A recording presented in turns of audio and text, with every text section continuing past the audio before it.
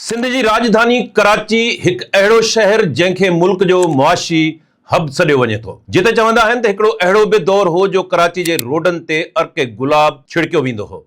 अॼु साॻियो शहर टुटल रस्तनि, अधूरनि मंसूबनि ऐं बेकाबू ट्रैफ़िक जी अज़ियत हेठि साह खणी रहियो आहे। हीउ रुॻो इंफ्रास्ट्रक्चर जी ख़राबी न आहे, पर हिकु अहिड़ी नाकामी जी कहाणी आहे जेका ॾहाकनि ते पखड़ियल आहे, फ़ैसिलनि जी, लापरवाही जी ऐं अख़्तियारनि जी वेड़ जी। ऐं हाणे जॾहिं सिंध जो वॾो वज़ीर सैयद मुराद अली शाह पाण बस रैपिड मंसूबनि में देर ते अवाम खां माफ़ी वरिती आहे, तॾहिं हिकु नओं सवाल वधीक ज़ोर सां उभरी आयो आहे। आख़िर कराची खे हिन हाल ताईं कंहिं आंदो? ज़िम्मेवार केरु आहे? हुकूमत, इदारा या असांजो निज़ाम? सिंध जे वॾे वज़ीर सैयद मुराद अली शाह बाबति चयो वञे थो त बस रैपिड ट्रांज़िट BRT जो ख़ासि करे कराची यूनिवर्सिटी वारो हिसो संदसि ज़ाती ख़्वाहिश ते मंज़ूर कयो वियो हो।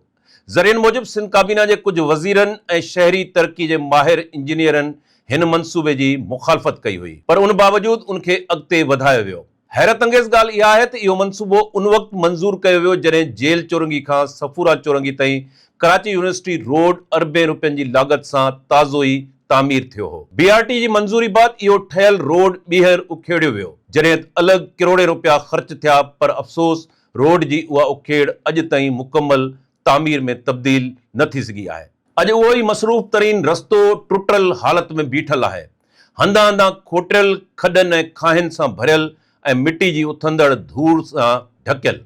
अरबें रुपयनि जे ख़र्च बावजूदि ही अहम शाहराह तरक़ी बदिरां तबाही जी अलामत बणिजी चुकी आहे। हिन अहम शाहराह जे हवाले सां सोशल मीडिया ते वीडियोज़ ऐं पोस्टूं रोज़ जो मामूल बणिजी चुकियूं आहिनि, ऐं जॾहिं इहे वायरल थियनि थियूं त ॿीहर सवाल उथणु शुरू थियनि था।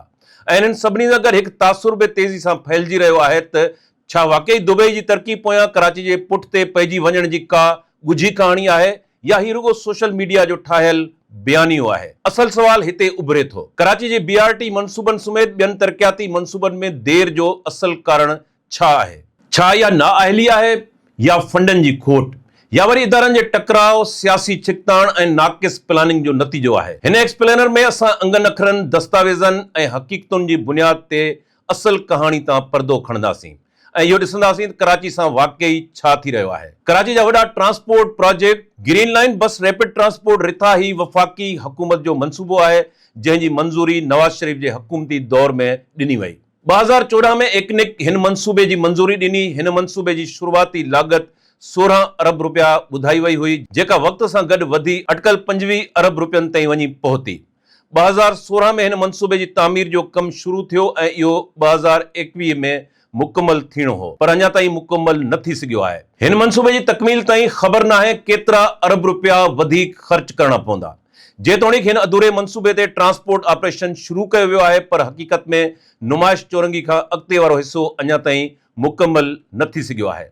2016 में शुरू थियल ही मंसूबो लॻभॻि 10 साल गुज़रण बावजूदि अञा ताईं पंहिंजी मुकमल शिकिल अख़्तियार न करे सघियो आहे, जेको मंसूबे जी रफ़्तार ऐं इंतज़ामी कारकर्दगी बाबति संजीदा सवाल उथारे थो। येलो लाइन BRT सभ खां वॾो स्कैंडल। 2019 में हिन मंसूबे जी मंज़ूरी ॾिनी वई। शुरूआती लागत 61 अरब रुपया ॿुधाई वई हुई।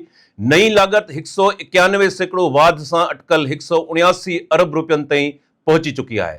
अञा बि देर थियण सां मजमूई लागत में इज़ाफ़े जो इम्कान ॾेखारियो वियो आहे। हिन मंसूबे जे मुकमल थियण जी तारीख़ पहिरियां 2025 रखी वई हुई। हाणे हिन मंसूबे जी तकमील जे मुदे खे वधाए 2028 ताईं कयो वियो आहे, जंहिंसां न रुॻो वक़्त पर लागत बाबति बि नवां सवाल उभरी आया आहिनि। ज़रियनि मूजिबि मंसूबे जी लागत में वाध जा अहम सबब साम्हूं आया आहिनि। मंसूबे में लॻभॻि 6 सालनि जी देर, बार बार थींदड़ डिज़ाइन में तब्दीलियूं ऐं आलमी मार्केट में डॉलर जी महांगाई सभिनी गॾिजी ख़र्चनि खे ग़ैर मामूली हद ताईं वधाए छॾियो आहे। नतीजे तौरु ही मंसूबो हाणे पाकिस्तान जे सभ खां महांगे BRT स्कीम तौरु साम्हूं अची रहियो आहे, जेको रिथाबंदी, इंतज़ाम ऐं अमलदारी बाबति केतिरनि ई संजीदा सवालनि खे जनम ॾिए थो। ऑरेंज लाइन BRT मंसूबे जो आगाज़ 2016 में कयो वियो, जॾहिं त उनजी तकमील 2022 में थियणी हुई, यानी लॻभॻि 6 सालनि जे अरसे अंदरि इहो मंसूबो मुकमल करणो हो। हैरत जी ॻाल्हि इहा आहे त सिर्फ़ 4 किलोमीटरनि ते ॿधल हिन नंढड़े मंसूबे खे बि मुक़रर वक़्त अंदरि मुकमल न कयो वियो, ऐं गुज़िरियल 10 सालनि खां ही मंसूबो बि ॿियनि मंसूबनि जियां रोलड़े जो शिकार आहे। नतीजे तौरु ही मिसाल ज़ाहिर करे थो त नंढे पैमाने वारा प्रोजेक्ट बि वक़्त सिर मुकमल न थियण, मनसूबाबंदी ऐं अमलदारी में मौजूदु कमज़ोरियुनि खे वाइखो कनि था। रेड लाइन BRT मनसूबो जेको कराची जी अहम तरीन शाहराह यूनिवर्सिटी रोड सां लाॻापियल आहे, अञा ताईं तामीर हेठि आहे, मुकमल थियण जो इंतज़ार करे रहियो आहे। हिन मनसूबे दौरान केतिरनि ई मसइलनि जनम वरितो, जिन में बार बार थींदड़ डिज़ाइन में तब्दीलियूं ऐं रोड जी बार बार जी खोटराई ऐं भञिरा शामिल आहे, जंहिं सबब न सिर्फ़ कम जी रफ़्तार मुतासिर थी, पर शहरिन के बेशदीद तकलीफ़ुनि के मुंहुं ॾियणो पियो।